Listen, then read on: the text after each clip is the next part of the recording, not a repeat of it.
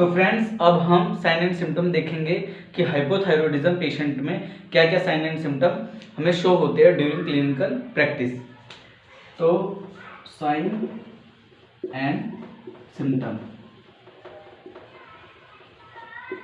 Patient में हमें देखने के लिए मिल सकता है कोल्ड इंटॉलरेंस। कोल्ड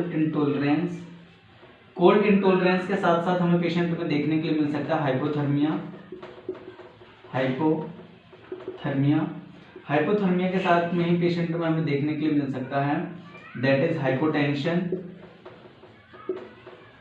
कॉन्स्टिपेशन मिलेगा पेशेंट में, कॉन्स्टिपेशन, गोइटर। इसी के साथ साथ पेशेंट में जो है वेट लॉस होगा, मतलब पेशेंट का जो है एक्सेसिव वेट गेन होगा। बॉडी में वीकनेस आ जाएगी, हेयर लॉस होगा, पेशेंट का हेयर लॉस होगा। और अगर फीमेल कोई पेशेंट है तो उसमें इन सिम्टम के साथ साथ मेनोरेजिया कंडीशन भी मिलेगी। और क्या हो सकता है इनके साथ में पेशेंट में, और क्या देखने के लिए मिल सकता है पेशेंट में?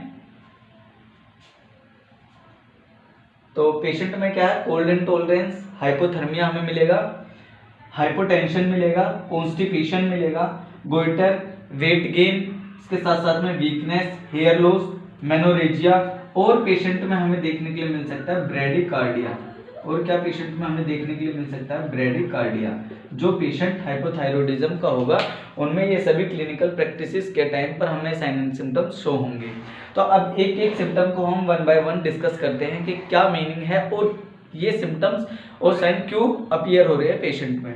तो पहली बात, मैं इन सिम्टम को बताने से पहले आपको मैंने जैसे डेफिनेशन में बताया था, यहाँ पर मैं फिर बताना चाहूंगा कि T3 एंड T4 मतलब ट्राईआयोडोथायरोनिन और टेट्राआयोडोथायरोनिन का जो काम होता है वो है बेसल मेटाबॉलिक रेट को रेगुलेट करना। और बेसल मेटाबॉलिक रेट हमारे बॉडी के जो मेटाबॉलिज्म है उसको रेगुलेट करता है। बॉडी में जो मेटाबॉलिज्म है उसको रेगुलेट करने का काम करता है, उसी को हम बोलते हैं BMR। तो अब मेटाबॉलिज्म का मीन्स होता है कि जो लार्ज मॉलिक्यूल हैं, जो भी हम फूड इनटेक करते हैं वो लार्ज मॉलिक्यूल में होता है, उनका ब्रेक डाउन होना स्मॉल मॉलिक्यूल में, that process known as metabolism. और ये जो प्रोसेस है ये हमारे जीआईटी में जो है कंडक्ट होता है। तो अगर हमारी बॉडी में T3 T4 हार्मोन का लेवल क्या हो जाए, डिक्रीज हो जाता है।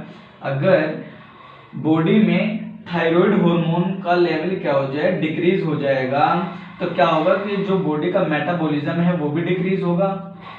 जो बॉडी का मेटाबॉलिज्म है वो भी क्या होगा, डिक्रीज होगा। और जब बॉडी में क्या होगा, बॉडी का जो है मेटाबॉलिज्म स्लो हो जाएगा तो हीट प्रोडक्शन बॉडी में क्या हो जाएगा, कम हो जाएगा। हीट प्रोडक्शन बॉडी में कम हो जाएगा, क्योंकि जब लार्ज मॉलिक्यूल स्मॉल मॉलिक्यूल में ब्रेक होते हैं, या हम कह सकते हैं जब मेटाबॉलिज्म होता है तो उस टाइम पर हीट जनरेट होता है। उस टाइम क्या होता है, हीट जनरेट, और हम कह सकते हैं हीट प्रोडक्शन होता है, हीट प्रोडक्शन होता है।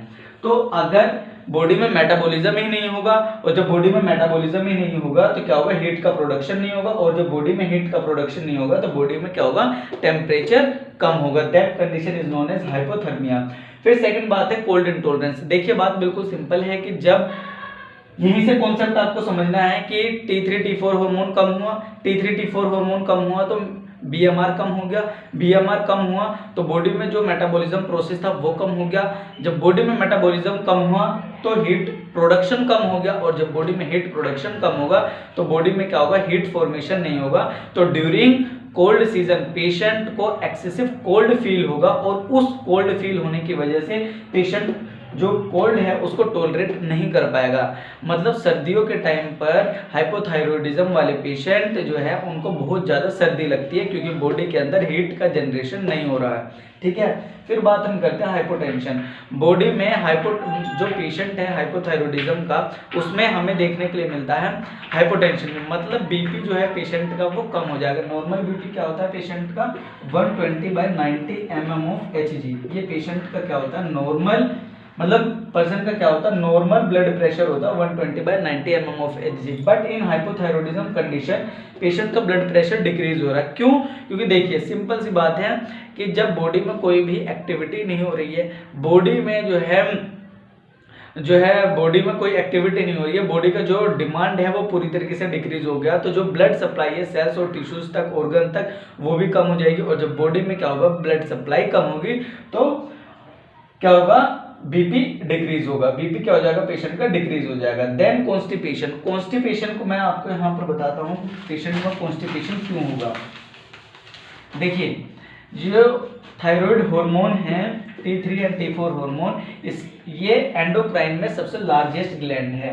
थायराइड ग्लैंड इनका क्या कर रहा है, प्रोडक्शन कर रहा है, और थायराइड ग्लैंड एक लार्जेस्ट एंडोक्राइन ग्लैंड है, लार्जेस्ट एंडोक्राइन ग्लैंड है, जैसे कि मैंने डेफिनेशन में बताया था।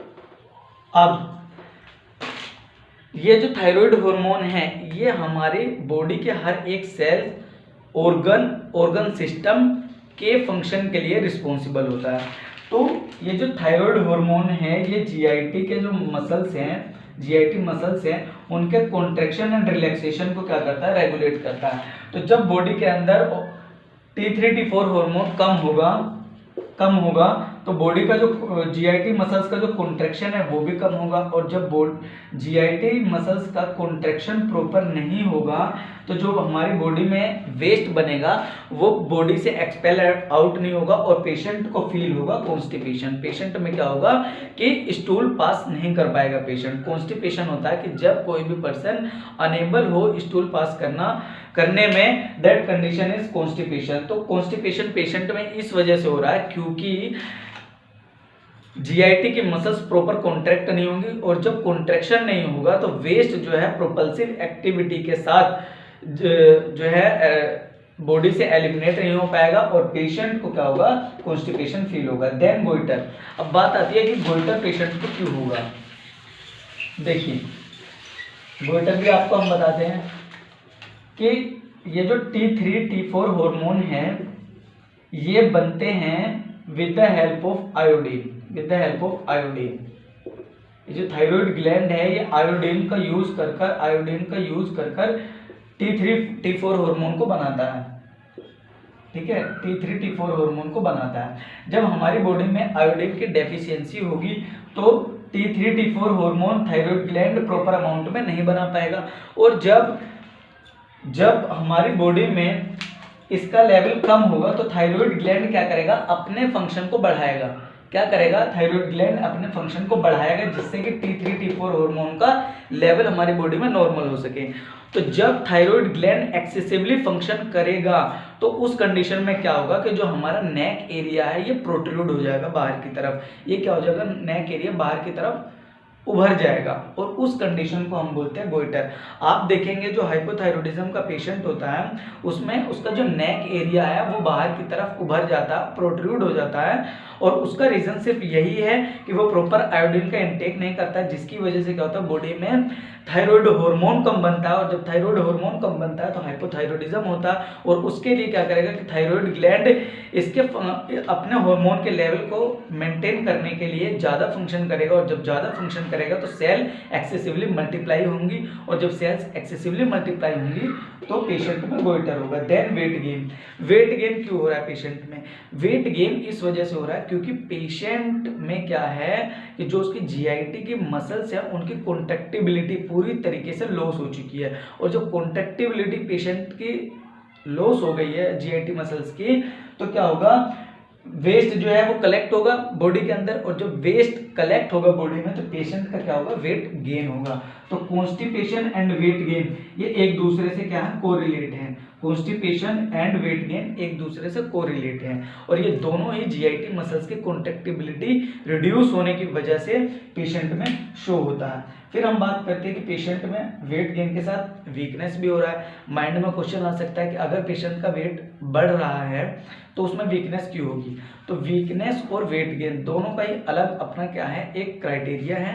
वेट गेन तो इस वजह से हो रहा है क्योंकि बॉडी के अंदर वेस्ट का कलेक्शन हो रहा है, और वीकनेस इस वजह से हो रही है क्योंकि पेशेंट को जो है एनोरेक्सिया होगा, मतलब भूख नहीं लगेगी पेशेंट को। और जब पेशेंट को भूख नहीं लगेगी तो वो प्रॉपर अमाउंट में न्यूट्रिएंट का, फूड का, फ्रूट का इनटेक नहीं करेगा, और जो बॉडी के अंदर इन सभी न्यूट्रिशन का मतलब जो है एक इनटेक नहीं होगा तो प्रोटीन, फैट, कार्बोहाइड्रेट इन सभी की डेफिशिएंसी होगी और पेशेंट में क्या होने लगेगा, वीकनेस कंडीशन भी फील होगी। Then hair loss, hair loss का रीजन यहाँ पर सिर्फ ये है क्योंकि हार्मोन इम्बैलेंस हो रहे हैं, थायराइड हार्मोन जो है कम हो रहे हैं। ये हेयर लॉस जब पेशेंट में थायराइड हार्मोन बढ़ता है, हाइपरथायरॉयडिज्म डिसीज कंडीशन में भी हेयर लॉस देखने को मिल जाता है। इसका सिर्फ रीजन है हार्मोन डिसबैलेंस, हार्मोन डिसबैलेंस। अब हम बात करते हैं मेनोरेजिया। जो फीमेल क्लाइंट होती है या फीमेल पेशेंट होती है उसमें क्या होता है कि एक्सेसिवली मेंस्ट्रुअल साइकिल के टाइम पर क्या होता है, ब्लीडिंग होती है। एक्सेसिव क्या होता है, ब्लीडिंग होता है during menstrual cycle. That condition is known as menorrhagia.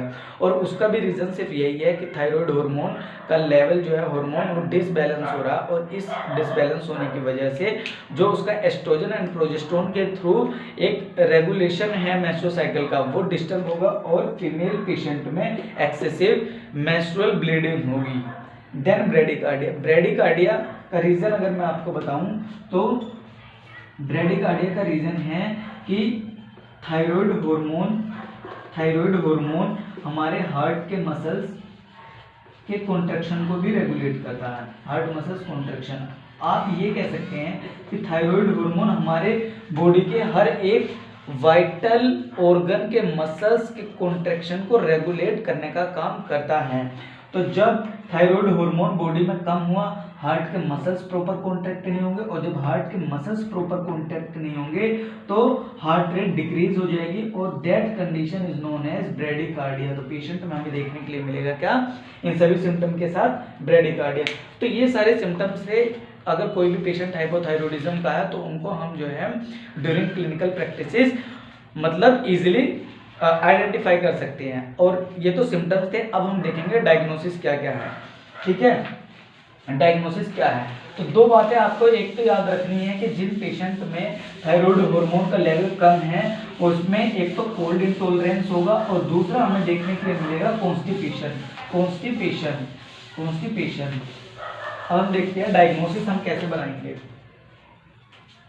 Diagnosis, ठीक है, डायग्नोसिस पहला तो है history collection and physical examination. मतलब हिस्ट्री क्या है कि पेशेंट से हम क्या करेंगे कि जो है सिम्टम्स पेशेंट से हम पूछेंगे कि आपको सर्दियों के टाइम पर क्या ज़्यादा सर्दी लगती है, क्या आप जब मतलब आपको थका थका फील होता है, आपका बीपी कैसा लगता है आपको, मतलब आप जो है आपका बीपी ऐसा लगता है कि आपको, हाँ आपका बीपी फॉल डाउन जा रहा है। तो ये हम क्या कर रहे हैं, हिस्ट्री कलेक्ट कर रहे हैं, आपको प्रॉपर स्टूल पास आप कर रहे हैं या नहीं कर पा रहे हैं। ठीक है, ये सभी कंडीशन आपको जो है ड्यूरिंग, अगर कोई फीमेल पेशेंट है, आपको मेंस्ट्रुअल जब आपकी मेंस्ट्रुअल साइकिल होता है उस टाइम पर आपको क्या एक्सेसिवली ब्लीडिंग होती है, तो ये है हिस्ट्री कलेक्शन जो हम पेशेंट से लेते हैं। देन है फिजिकल एग्जामिनेशन। फिजिकल एग्जामिनेशन वो है कि जो हम खुद ऑब्जर्व कर रहे हैं, जैसे कि पेशेंट में हम देखेंगे वेट गेन होगा एक्सेसिवली, पेशेंट की जो बॉडी कंडीशन है उसमें वीकनेस होगा, हार्ट रेट जब हम देखेंगे वाइटल साइन के थ्रू, मतलब वाइटल एग्जामिनेशन करेंगे तो उसका बीपी पूरी तरीके से कम मिलेगा, ब्रेडिकार्डिया होगा पेशेंट को, तो वो सभी क्या आ जाता है फिजिकल एग्जामिनेशन में। और पेशेंट का अगर हम नेक एरिया एग्जामिन करेंगे तो प्रोट्रूड मिलेगा जिसे हम बोलते हैं गोइटर। तो ये सभी आ गया फिजिकल एग्जामिनेशन में। सेकंड जो है इसको डायग्नोस करने का क्राइटेरिया वो है thyroid function test. Thyroid function test करेंगे हम। देखिए थायराइड फंक्शन टेस्ट में क्या है कि हम TSH के लेवल को डिटेक्ट करेंगे। जो नॉर्मल TSH का लेवल होता है वो होता है 0.3 से 5.5 ml यूनिट पर लीटर। ये क्या होता है नॉर्मल, ये है नॉर्मल TSH लेवल, 0.3 से 5.5 ml यूनिट पर लीटर TSH लेवल। अब देखिए कि हमें थायराइड स्टिमुलेटिंग हार्मोन या TSH लेवल को ही डिटेक्ट करके कैसे हम डायग्नोस कर सकते हैं कि पेशेंट को हाइपोथायरॉयडिज्म है। तो इसको मैं यहाँ पर समझाता हूँ। देखिए मैंने आपको बताया था कि पिट्यूटरी ग्लैंड से हार्मोन सिक्रेट होता है, that is TSH, thyroid stimulating hormone. ये जाता है थायराइड ग्लैंड के पास और थायराइड ग्लैंड से क्या करता है कि प्रोडक्शन कराता है, थायराइड ग्लैंड से क्या कराता है, प्रोडक्शन कराता है T3 and T4 hormone, T3 and T4 hormone. और पिट्यूटरी को भी रेगुलेट कर रहा था hypothalamus bye releasing thyroid releasing hormone, bye releasing thyroid releasing hormone. जब पिट्यूटरी ग्लैंड से TSH सिक्रेट हुआ तो ये गया थायराइड ग्लैंड के पास, इसने क्या किया कि वहां से सिक्रेट कराया और प्रोडक्शन कराया हार्मोन T3 एंड T4। अब पेशेंट को क्या है, हाइपोथायरॉयडिज्म है, तो इस कंडीशन में क्या होगा, T3 भी कम होगा, T4 भी कम होगा। तो जब बॉडी में T3 T4 हार्मोन का लेवल कम है तो ये जो TSH पिट्यूटरी ग्लैंड से सिक्रेट हो रहा है, ये क्या करेगा, इसके लेवल को बढ़ाने के लिए पिट्यूटरी ग्लैंड क्या करेगा, TSH के लेवल को बढ़ाएगा, TSH के लेवल को क्या करेगा, बढ़ाएगा, जब इनका लेवल बॉडी में क्या है, कम है। तो हम जब पेशेंट का हाइपोथायरॉयडिज्म पेशेंट में TSH को देखेंगे तो ऑलवेज क्या होगा, TSH लेवल हमें एलिवेटेड मिलेगा, ऑलवेज एलिवेटेड मिलेगा TSH का लेवल। देखो मैं आपको फिर समझा रहा हूँ कि पिट्यूटरी ग्लैंड से सिक्रेट होता है हार्मोन TSH और TSH थायराइड ग्लैंड से प्रोडक्शन कराता है T3 T4 हार्मोन का। अब डिसीज कंडीशन है हाइपोथायरॉयडिज्म, तो पेशेंट में क्या है, T3 T4 हार्मोन का लेवल क्या है, कम है।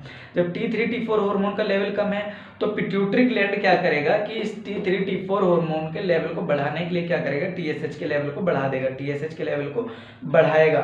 और अगर TSH का लेवल नॉर्मल क्या था, 0.35 से 5.5 ml यूनिट पर लीटर। तो अगर एक पेशेंट में मेडिकल मैनेजमेंट क्या है, तो पेशेंट जो होता है हाइपोथायरॉयडिज्म का, उसमें मेडिकल मैनेजमेंट है इसका लीवोथायरोक्सिन टैबलेट दिया जाता है to treat low level of T3 and T4 hormone.